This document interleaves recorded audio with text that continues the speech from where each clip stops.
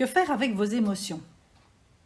Souvent, ce qui se passe avec les émotions que l'on vit, on les fait vivre aux autres.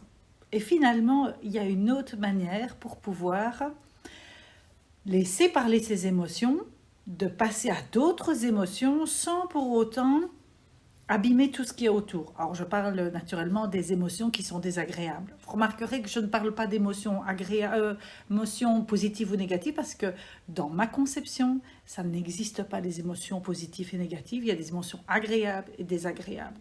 Ça, ce sera encore pour une autre vidéo. Je vous expliquerai ça plus tard.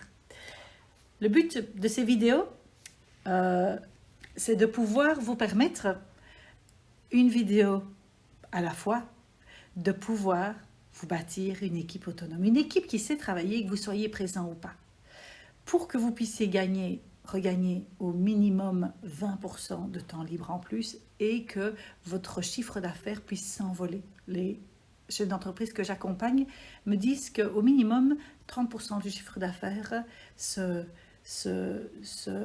croissance, en tous les cas, c'est ce qu'ils observent chez eux. Je reviens à mes moutons. Une émotion.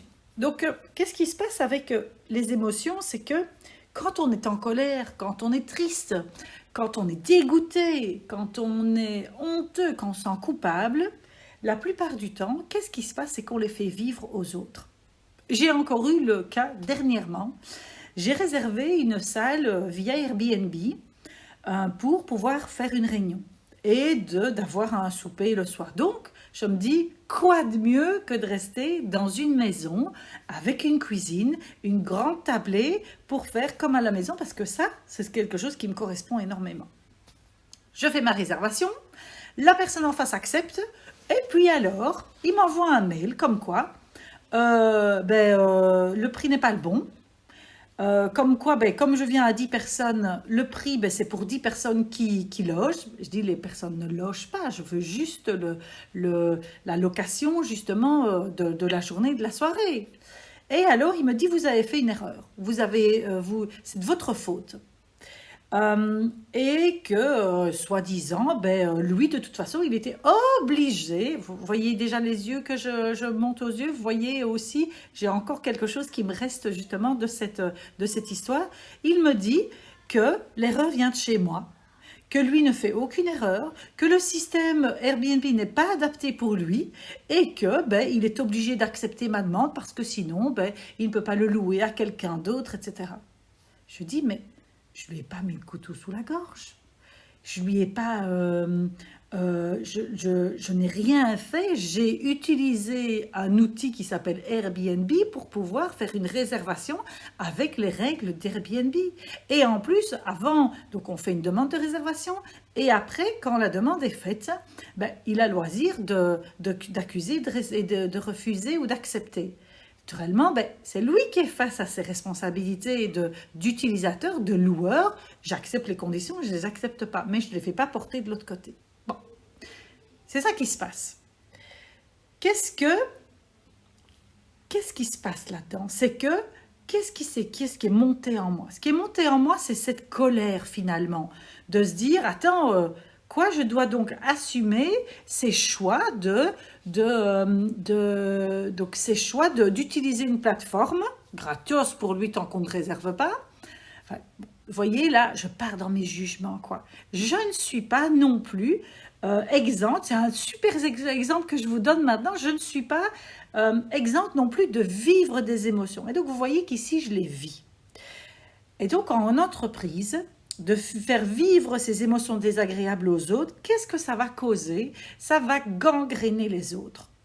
Et donc, quand on est chef d'entreprise, avoir une équipe qui sait faire autrement que de faire vivre ces émotions désagréables aux autres, et que moi, en tant que chef d'entreprise, je ne fais pas vivre mes émotions désagréables à mes collaborateurs, c'est super important. Oh, ça me fait encore penser à une autre histoire. Je vous la raconte. Je vais dans un magasin bio de ma région et je vois le patron.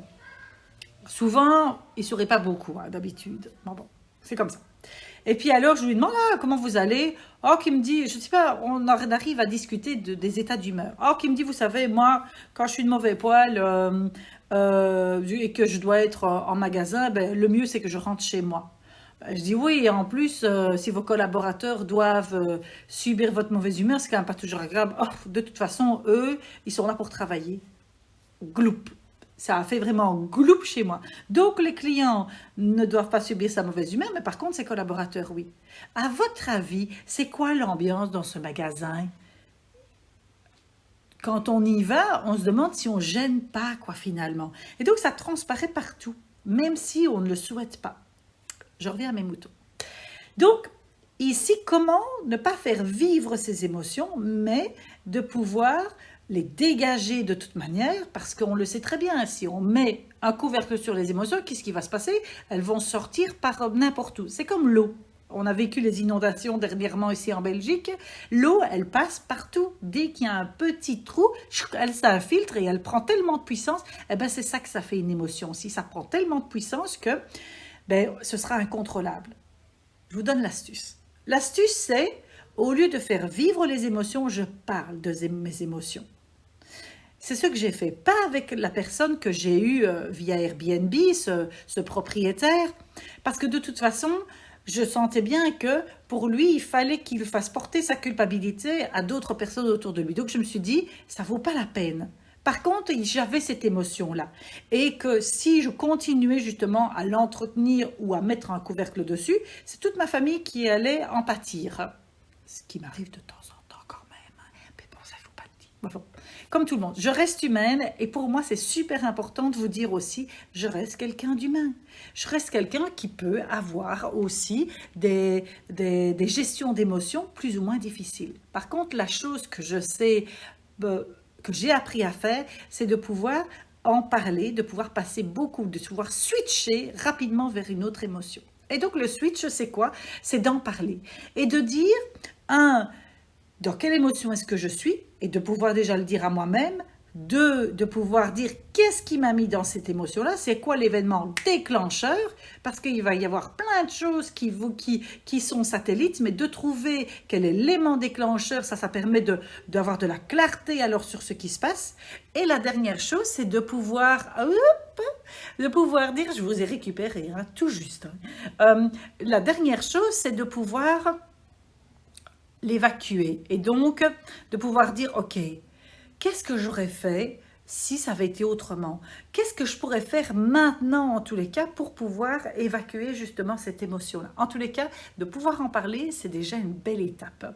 En parler autour de soi, au lieu de la faire vivre à tout le monde. Et d'expliquer aussi, s'il te plaît, ne viens pas près de moi pour l'instant parce que j'ai l'énervement qui est fortement là, où j'ai beaucoup de tristesse, où j'ai beaucoup de dégoût, et tu risques justement de payer pour les autres. Et donc, voilà. Et puis alors, si la personne en face est très à l'écoute, elle va vous dire, ah, et qu'est-ce qui t'a mis en colère comme ça? Qu'est-ce qui te rend triste? Et puis, s'il n'y a personne, vous pouvez vous poser ces questions-là. Et puis, c'est de faire une rupture aussi dans ce que vous faites. La rupture est très importante. Pourquoi? Parce que ce qui va se passer, c'est de changer ce qu'on est en train de faire. Par exemple, vous êtes en train de travailler, vous dites, ok, je vais faire le tour du pâté de maison. Ok, je vais aller boire un café. Ok, je vais me regarder une vidéo, ça fait penser à mon fils, ça, une vidéo où il ne faut pas rigoler. Pourrait faire une rupture justement dans ce que vous êtes en train de faire. Ça, c'est super important. Et puis de remarquer aussi, finalement, au lieu de peut-être aggraver la situation en disant que c'est toujours pareil, etc., c'est de remarquer les micro-choses qui peuvent vous arriver. Moi, tout à l'heure, ça m'est arrivé. J'étais encore fortement dans cette émotion-là, cette émotion d'injustice, etc. C'était pas juste pour moi. Il n'y avait pas d'équité dans ce qu'il avait fait, etc. Et lui, je ressentais sûrement aussi la même chose de toute manière de son côté. Ici, en tous les cas, ça m'a permis de... Où est-ce que, par contre, là, j'ai perdu le fil, j'ai l'impression. De quoi est-ce que j'étais en train de parler? Vous voyez, ça, c'est les vidéos instantanées que j'ai envie de vous faire. C'est préparé parce que j'ai suffisamment d'expertise, j'ai suffisamment d'expérience de parler de ça que je peux rebondir super facilement. Mais il m'arrive des fois, c'est vrai, de perdre le fil parce que je diverge et puis je reviens à ce que je raconte, etc. Enfin bon, je reviens à mes moutons. Et donc, c'est de pouvoir faire une rupture dans ce que vous faites. Ah oui, et tout à l'heure, j'ai une personne une facture n'était pas payée. Et finalement, j'en étais lasse, quoi. on part en vacances, on passe pas à payer la facture, etc. quoi. Enfin bon, voilà quoi, j'étais vraiment lasse. Et j'ai reçu un email dans lequel il s'est excusé. Il s'est dit, voilà quoi, j'avais fait le nécessaire, mais ça n'était pas passé. Eh bien, c'est de remarquer aussi dans ces moments-là que, ouais, les choses se résolvent toujours. Il y a toujours le soleil après la pluie. Voilà, j'espère en tous les cas que cette vidéo vous aura apporté de la valeur, que ça vous aura donné un déclic, une prise de conscience, une astuce à mettre en place. En tous les cas, passez à l'action directement parce qu'il n'y a que ça qui marche. Test, learn. Faites quelque chose de parfaitement imparfait. Je vous le souhaite en tous les cas. Je vous souhaite une belle journée et à très bientôt. Au revoir.